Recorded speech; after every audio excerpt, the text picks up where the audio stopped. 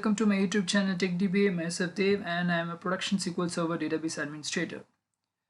So today we are going to look into the topic they call database refresh in a SQL Server. This is actually the very basic task which we do as a database administrator, where we'll be getting a request in order to refresh the data from production database to QA or dev database. And it's the just make a note, guys. This is a very basic activity that we'll be performing while we are working as a database administrator. But at the same time, it is the most important task, the most very powerful task which you'll be doing as a DBA, because it's not only just a refresh, but when you complete doing properly, you will get to know that you will be started doing BRV. So BRV, it's nothing but it's called backup recovery verification. It's just for your reference, just for you guys to know. This is just a full form of BRV that we usually they refer it in a particular project. So it's nothing but usually in a production environment, they take a full backup of previous night and they restore it in the dev environment with another name, so that it's just a verification that you are when something happens in the disaster recovery process, we are very much fine to recover the lost database or corrupted database, which happens. It may happen anytime. So it's a basic work that which we do, as I said earlier, and at the same time the most important work which we do. So it's very most powerful work. So please go through all the steps which I have made. And yes, of course, in order to make you guys easy, these are the 7 steps which we have to perform in order to do a full-fledged refresh from a production database to a QA database on a server. So in this case, I have a local instance in my system, but of course I am not going to do refresh from one server to another server, but I will be making a refresh from one instance to another instance. But you can follow the same method which I am doing right now. So here are the 7 steps which I have described. So if you follow these 7 steps, and it's a very simple steps, and if you follow these 7 steps, your refresh is done and complete. So let's see what are the 7 steps are. So first, we have to take a full backup of a source database. So let's see here in the topic, we can see the source is a production database. Okay, so we will log into 2 instances. Here you can see in my local instance SSMS, there are no instances which I have connected to. Let's connect to our first instance. So here I have plenty of instances which I have made for my own purposes. But in order to do a refresh task, so you guys can understand, I will be referring these 2 instances, which is /prod and /dev. So in our case, we will assume prod as PROD's production server, and we will connect it to this instance, and we will connect to dev instance as well. So in this case, we will take dev, the one which ends with the dev, as a development server. Okay, so here you can see from the task. So this is the task, guys, so which we have to perform. So here in this task, we have to say that a production database and a development database. So here we can say the production database name is PROD and development database name is dev, which is residing on a respective server. So here you can see in the development server, let's assume it, we don't have any user database. In production instance, here also there is no database. So for your clarification, I'm just for your better understanding, I'm creating a new databases, and we will go through that. So in order to create, we have just right clicked on the databases, and I just clicked on new databases. Here I can give PROD the database name, and of course the files will be created automatically. Click on OK. Of course it will load, and here you can see the PROD database has been created. Just click on here and just have a refresh, and just insert some table over here. So I will just create a new table. You can just for our reference, I'm just creating a sample table here. So I will just insert randomly. I will just put some X, and I will just save this table as a table underscore one. Click on OK, and you can close this. The table must have created, and you can just it's always advisable to refresh it once in a while. Whenever you are making any changes, it's better to refresh over here. Click on instance and refresh. That's a better way. Of course, you can refresh it in other way. And here let's check if the table has been created in the production database, and here the table should be there. So here the table table underscore one is there in a PROD. So here now you are getting, and now we will be creating a database in dev instance as well. So here you can see there are no databases in the development server. So we are assuming this as a development server database. So we are creating here a new database. Right click, new database, and here we will name it as DEV. Just for a reference, you can give anything which you like, and in my case I am giving DEV. And here you can see development database has been created. Just refresh it. It's a good practice, so always make sure you refresh once in a while. And here in this case, just for your reference, I'm just showing there are no such tables called DBO underscore table one, table DBO dot table underscore one. So just for letting you guys. So now the table database has been created. Now if we look into the task, it's very much easy for you guys to understand what you exactly going to do. So we are going to refresh refresh from database from production to QA. So here in this case, the production database is PROD, and we will be refreshing these data to a DEV database on a development server. So let's have this. So the task here is we have to refresh the data of PROD database, which is here in this case is a prod instance. We will refresh that data into the DEV database. So we will be moving that data from PROD database to DEV database. So that is the task which we are going to perform. And in order to do that, we will be following these easy 7 steps, and which is the most powerful steps you could always go through. And we will take a full backup, that is a .bak of source database. And of course, why I'm mentioning that whenever you are taking a backup, always keep a note that you mention full, because that's a good practice. Whenever I'm telling you good practice, because I am working in a production environment, so when I'm telling you good practices, it's always be a very effective one. So if someone else is referring your notes, if someone else is referring your mail that you will be sending while in a work or while in a project, so it's all they'll be always referring your mail. So it's always a good practice to mention what type of backup you are taking. And it's just for my reference, I always mention it as .bak. It makes me feel good. So let's see. So the first step which you are going to perform here is taking a full backup of a source database. So here in our case, the source database, that is the source, that is production one, PROD, here you can see is PROD. We will be performing a backup, and we will be taking a backup of these databases. So how we are going to take? It's very simple. We will right click on a production database, go to task, go to backup,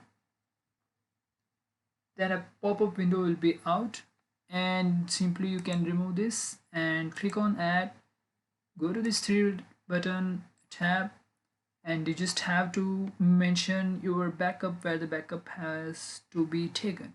So in my case, I have already created a folder called TechDBA, and here it is. I'll click on that and go to a subfolder refresh, and I will just click on this prod underscore backup. So I'm just going to give a file name. So the file name over here is prod, the database name. So whenever you're giving your file name, make sure that you give a database name. It's just for our reference, underscore the type of backup which you are taking. In my case, I'm taking a full backup, and it's of course you'll be taking a full backup. So I'm giving full underscore backup underscore date over here is 10/10/2020. So 10 underscore 10 underscore 2020. put .bak, that is the extension of a full backup.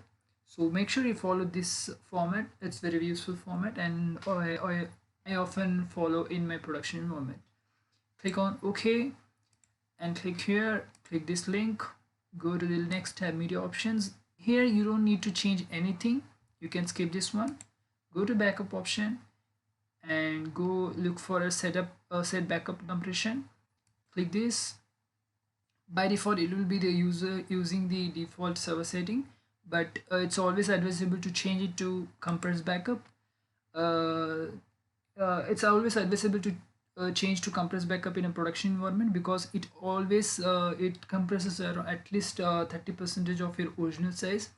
So in production we always follow this option. Of course it takes some resource, but of course it's negotiable, it's ignorable.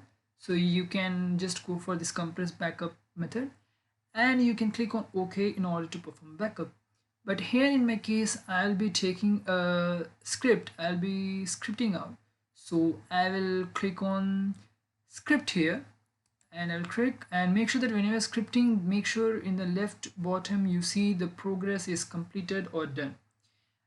Because sometimes when I see that people just click on script and they just close it, and sometimes the script might not pop out. And of course one thing guys, when you're scripting out, it doesn't mean the backup has been completed. It's just that script is opened in a new tab here. It's just it's in a form of a T-SQL. The script has been opened in a new query. It's not that the backup has been completed, it's nothing like that. So it's just scripting it out. We can close it now since we have a script to implement. We'll go OK, and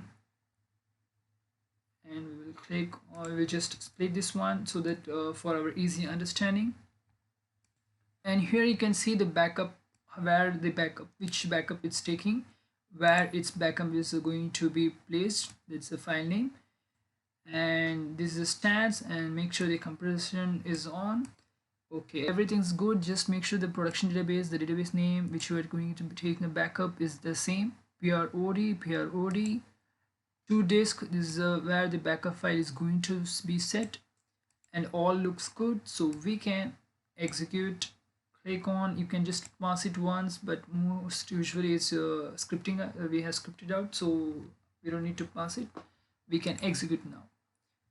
Here you can see executed successfully. And always make sure that whenever you are executing any script, make sure that you see this result query executed successfully. Then that means it has executed successfully, because sometimes I see that people after 100% of process they just close it up. That's nothing like that. You have to follow this thing.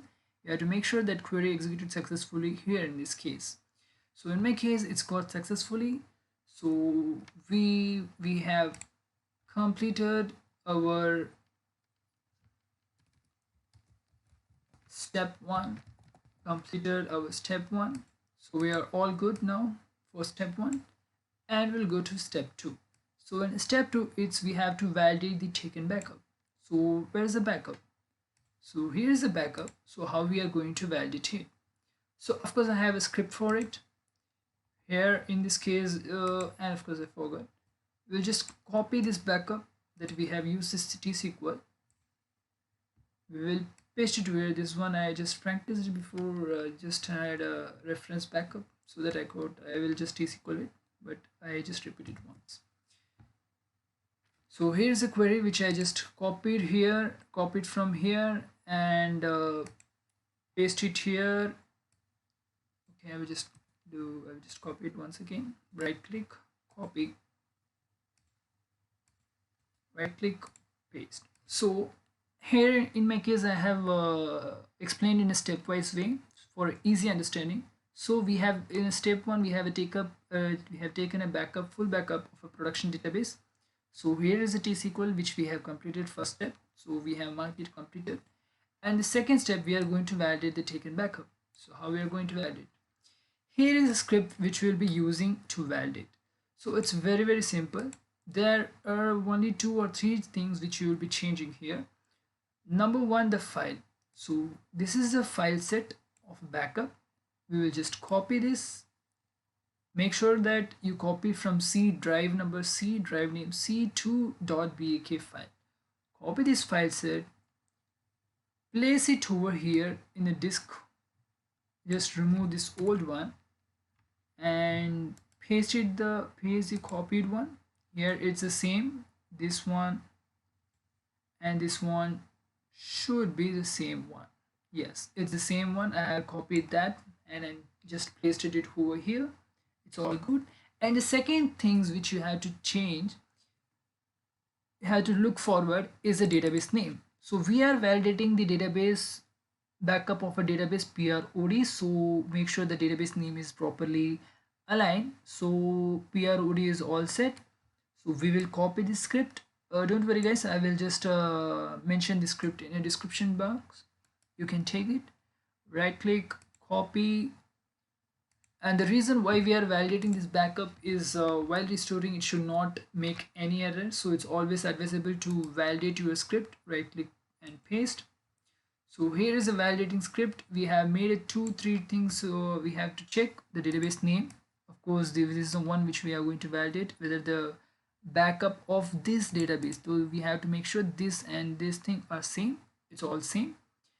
And make sure this file, which is here, this one is here. So in my case, I just copied and pasted it over there for which I had just didn't a few minutes ago. So I just pasted that thing, and you can run this validation script, execute, and you can see the backup set on file 1 is valid. So you should see this output when you validate some files. So this means that the backup which you have taken has no issue and it's ready for restoration. So we have completed our validation step. That is, we have completed step 2 as well. Completed. And we are going forward to step 3. That is, we are going to take the full backup.bak of destination database. So in our cases, of course, if it's a source one, which is a production database, so our dev database is our destination database. Here in our case, it's DEV. So it's advisable to take a safety backup of dev, because in real time, when application team members ask you for a refresh, in some cases, what happens where they'll be asking to restore what it was earlier.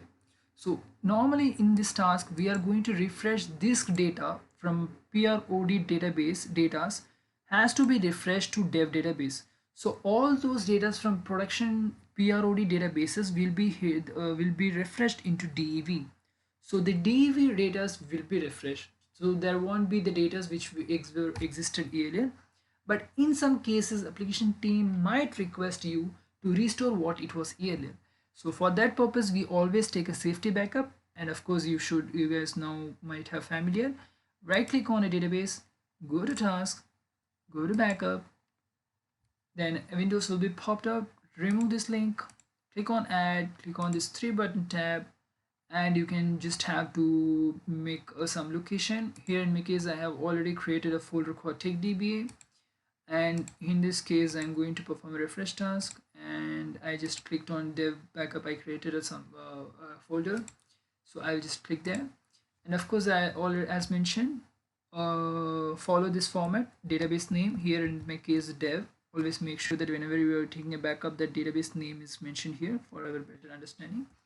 Underscore type of backup, we are taking a full backup, so underscore FULL underscore BAK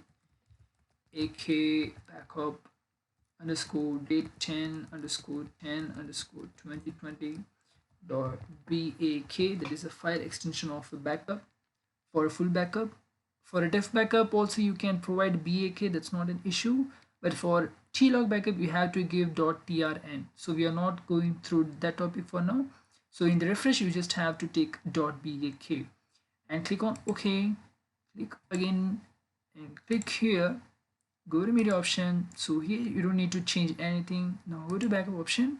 Here in this case, of course, for better practice we opt for a compressed backup, and in the general make sure the backup type is full. Here this is the most important thing. By default it's full, so you should take a full backup. So click on full. Make sure you are having a full backup here. Location is all good. When you click on OK, the backup will run. But of course my habit is I always go to script, Make sure when you're scripting out it is successfully done, then close this dialog box. Here is a T-SQL, so just split it for our better understanding. Here is a script, so we will just first we will take a copy. No, let's see, it's all good. So make sure we are taking a proper backup. We are taking a development backup database, DEV, and this is a file set where it's going to be residing. So all compression is there, so all set. So just select this one and execute, and you will see the backup has been completed. And as usual, as I said, query executed successfully. Make sure it is executed successfully. So it's all set. So you have completed the next step as well. Just copy this query, and we have completed this third step. So we just delete the old one and paste the one which we just copied. So we have completed up to third step here. So we have completed third step, completed. Now we will validate the backup. And why I'm telling you guys to validate, because it's a very important thing in order to validate, because in a production environment you have to be very sure that the backup which you have taken is a valid one.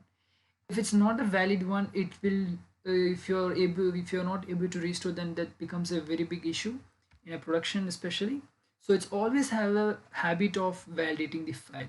So as I said, it's the same script, guys. The script which is there in validation, the step 2, I just copied and pasted it over here. So as I said, how do you validate from a backup? First, you just have to copy from this D drive to .bak of the backup file which you're going to validate. Copy it, paste it in the section called disk. You can see here disk, restore verify only from disk. You just first remove the old one from C drive name to .bak and paste the one which you just copied. And second thing which you need to change here is database name. So just copy the database name, paste it over here, and replace everywhere it's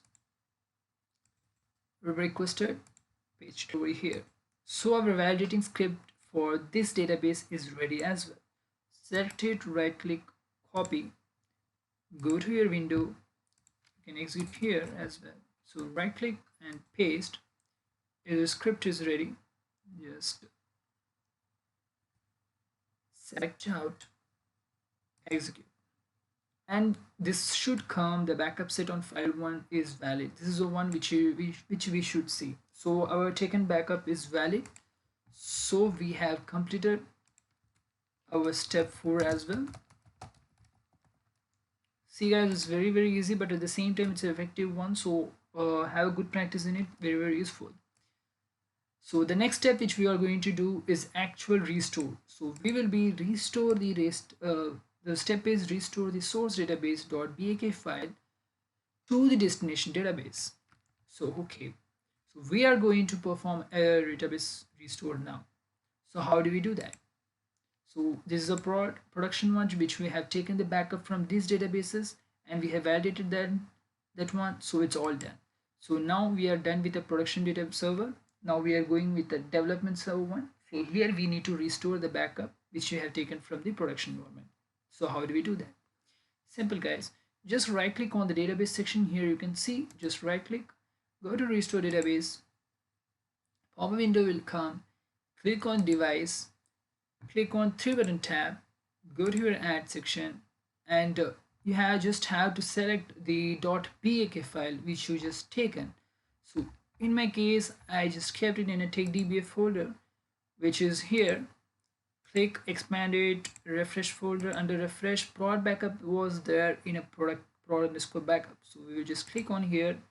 You can see this is my production backups, that is the backup of a PROD database, which you guys have already seen. So we'll just click this, click OK, click here, then OK. Then it will load and you can see the description over here. Just maximize it and make sure that's the proper databases you are restoring. So here in my case, it's showing the databases which you are restoring from database. The database from which you are restoring source database is prod. So here is the one which you are source. It's just showing the location of a source. So this is a source path, and the databases, the backup of which databases is PROD. So in a destination, you just have to change your destination. So in our destination, it's DEV databases. So make sure the destination is properly set. Do not get hurry while you're performing this step, because it's a very important step. When you do something over here, then there might be a chance of a lots of escalations, and you might have to go through the process from the beginning again. So make sure that in this process, be very calm and do your work very calmly. So make sure this is a source one, so don't get confused. This is a source section.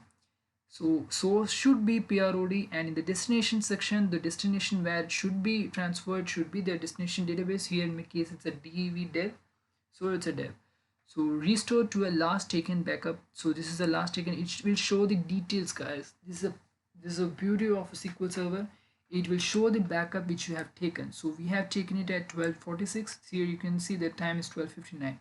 So it's showing the 12:46, 10th October. This is a proper backup which we are going to restore. So this is a proper restoration. There is sometimes what happens, people do restore from the old backup file, and that's not a good thing. So always verify the backup which you are restoring.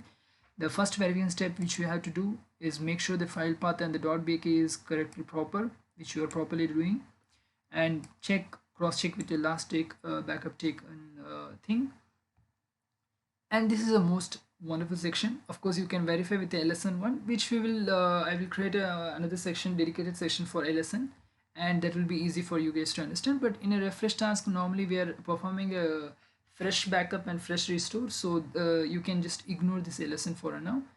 Just scroll right side, you can see the startup of a backup and the finish backup and the username who took the backup. Make sure that you have taken. So it's, of course, it's my name that's over here, so of course I have taken it. So everything looks good. And now go to files, and here in my case, actually, since I'm doing in a default, I'm doing in a single local system, so I just have to click on reallocate. But in a production, but when you perform from a server to server, you don't need to click on this reallocate section, because when you're performing a refresh in a single system from one instance to another, just make sure the destination should be properly set. As you can see, the original file name, that is from prod, is this is a source one. So source one is a prod.mdf here, and here log file. So in the restore, it should be as a DEV, as it's restoring and it's refreshing. So the database name should be dev.mdf and dev_log_ldf. But in my case, I just have to reallocate, because I'm using in a local system, so which I have a different instance in a local system, so I'm just reallocating it. If I don't click on reallocate, you can see that it's okay. So okay, that's not an issue. So all folders are properly mapped, so I'm all set actually.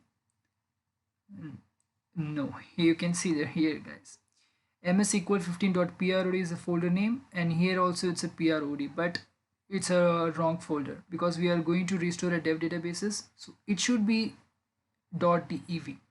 But of course, it might make you a little confusing, but now you can see it's changed. Here in this prod, here it's a dev. But in real time, when you do from a server to server, you can ignore this step. You don't need to click on this. Do not click on this. Just make sure this log file and mdf file and ldf file is properly restoring as it should be. Now go to option. This is also very important. Now we are going to actually override the existing database. So what does a refresh means? Refresh, as it said, you will be refreshing the production database to a development database. So you'll be removing all the data from the existing destination database, and you will refresh from the production one. So you are overwriting the backup file with the existing database. So we are going to replace it and click on restore with recovery. Of course, at the final backup file, whenever you are restoring a database with the final backup file, click on restore with recovery. So my final backup file is here is full backup. So I'll be clicking on restore with restore with recovery, and make sure your tail log backup is unchecked. It's good, and you can click to perform a restore, but I prefer to script it out.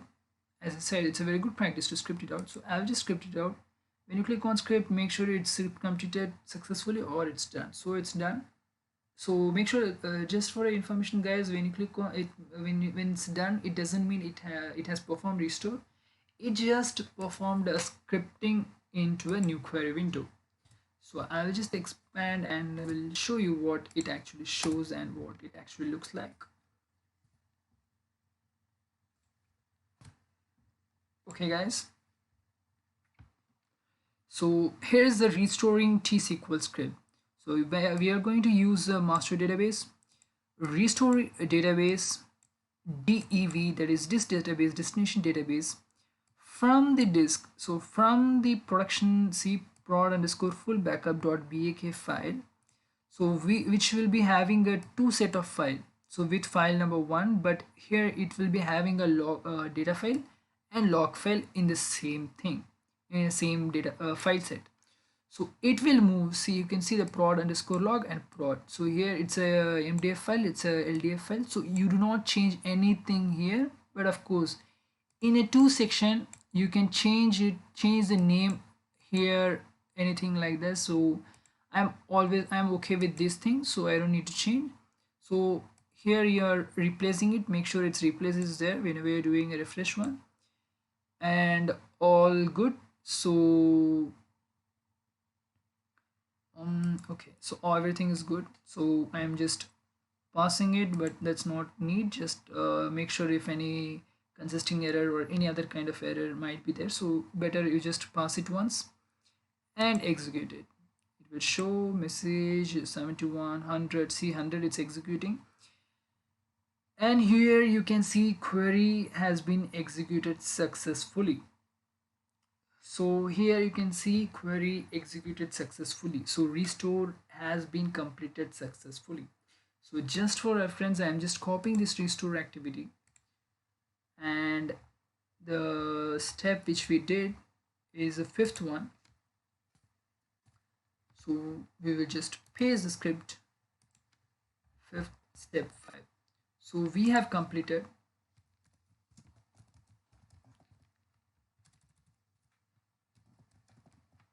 step 5. Now we will validate the restoration if the restoration is a valid one. So this one as well is a very important one, and I do have a script for this. So come down, here is my script. So here is a big and a solid script guys. So validating the restoration. So this is a huge script, but it's a very, very powerful script. So the only thing which you need to change here is the database name. So here you have to provide the destination underscore database underscore name. So in my case, it's a DEV. So I will click on this database name, and I will just replace the destination database. I will just remove this one. I will right click and I will just paste it. So all good. Click here and from just copy from here, right click, copy, come here, and you can go to and you can have a new query as well. That's no issue. Click on new query, right click, paste it here. So there's a full script. Make sure your destination database is a dev and just execute it once. So here is the one guys. So when you run this, what are the details you'll be getting to validate the restoration is a proper one?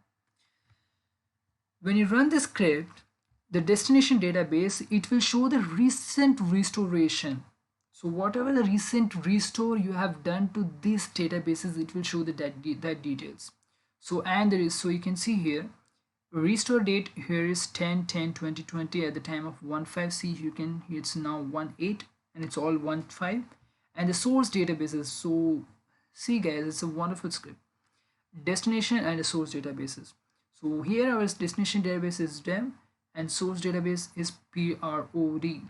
So we have replaced it, so we have given it. So you might guys have confused that why there are two lines that's showing. So I will just show you why there's a two line, why it's showing. So here you can see one MDF and the another one is LDF. That's why it's showing two lines. So don't get confused. So one is the LDF MDF file, another one is LDF file. So if you guys are not sure about this topic, I will be making a video on this. Don't worry. For now, you can just simply run the script and make sure your source and destination is the one which you have been requested for. That is over here, PROD, and the destination is DEV. So make sure that's the one which you have got. Just take a screenshot of the from here till here, from till backup start and finish date for their reference, that you have done a fresh backup and you have restored it just for their verification purpose. So it's a wonderful script. So once it's done, once it's done, again you need to verify one more thing. New query, and we have completed with validating the restoration. So completed. The last and the final step is we have to fix OrphanUser. So what is OrphanUser? Simple guys. The login which were created over here, the login which were the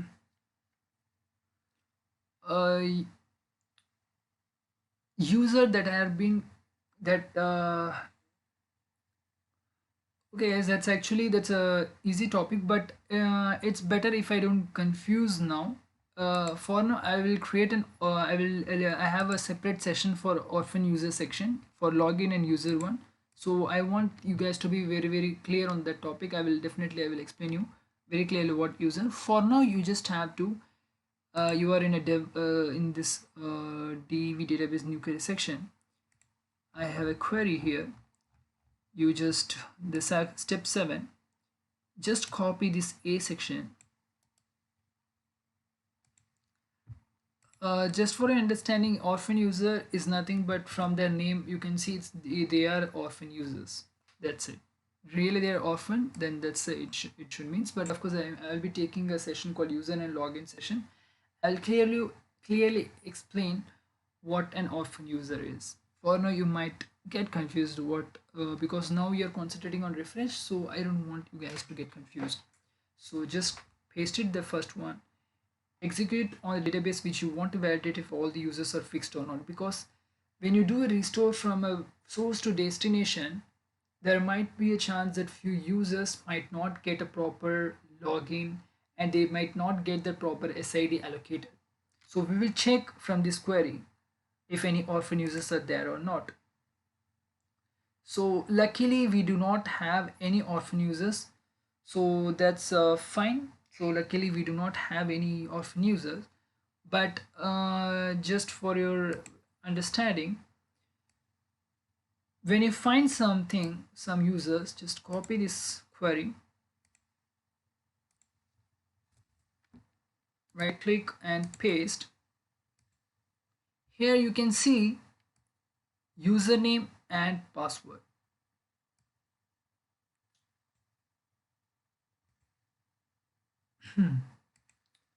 So username and password. So its password is nothing but it's a user SID. Here in this case we always mention here SID as well. So you don't need to give password. There used to be an SID, so you can simply mark it as SID. That's not an issue, but you just have to replace their output which you'll be getting. In my cases I should have created one login for your better understanding, but that's okay, you guys can understand. So you just have to, for example, you might have got some user called dev. I'm just letting you know. For example, in a username, you are getting dev, dev, and you are getting in sid section like AEBCUDI, something like this. So basically, when you have some orphan users in a username section in a different row, there will be a name called some names username, and the SID section something like this will be there when the output comes sometimes. In this case, there are no orphan users, so all are good. So you just have to copy that from this output, copy username, just delete it, right click, paste, and in SID just remove this and copy from here, this output SID, you just copy from there and you just have to click here and paste. Then you just have to run this line, then orphan users will be fixed. So whenever you are running this script, it should not show any username or SID. If they are showing anything, then you just need to copy the username from here, replace over here, and the second you just have to copy SID, then replace over here, and just have to run this line. So once this is done, once you run this line, then again you just have to run this and check if there are anything left. So here in my case, there are no username and user ID. So you have fixed the orphan users. So there are just a two line that you just need to fix an orphan user. And it should be performed in a destination where the restoration has been completed. So whenever you are doing restoration, not only for refresh, for any purpose, if you're doing restoration, just make sure you check for a report to see if any orphan users are there. If there are any orphan users, make sure that you just copy the username and user ID and paste it respectively, and just execute this line, and again you just run this. So mostly they would have been fixed, so you'll be all good to come fix orphan users. So you have fixed, there are no, it should be empty, and since it's empty, so you have fixed all the orphan users. So now you have completed with step 7, and yes, at the end you have seen, yes, you did it successfully and you are all good to do it in a production environment, and you have completed your refresh. And thank you guys for watching my video till the end. Of course, I have a lots of topics here. You can see I have a heap cluster and non-clustered topic, and have reorganized and rebuilt index. I have a profile SQL profiler topic. I have a lots of topic, guys, and I will definitely make a standard and a quality video. This is my first video. If I am making anything anywhere mistake, then just please do comment it, and please do like, subscribe and share, guys, because it's my first video. I just want my video to be very helpful. So if you're a beginner and if you're an intermediate, then please do follow my things. And if you feel that I am lagging somewhere, I am making mistakes somewhere, please feel free to comment in my box. I will definitely improve it, and my primary aim is to make you guys understand what I have learned so far. So if I'm making any mistake, please let me know. And thank you guys, have fun and practice it once again in your home. Thank you a lot. Thanks a lot. And sorry guys, and I forgot to show you something else also. You guys remember that we created one table in PROD databases. Here PROD database, which is named as dbo.table_1. Since we have refreshed from this to this in a dev instance, we should be able to see it. I just wanted to show you that if the table is there or not. Should be there since we have refreshed properly. Yes. So that's what refresh is. Sorry, I just forgot to show you this one. And thank you, and bye, and take care. Have fun, guys. Thank you.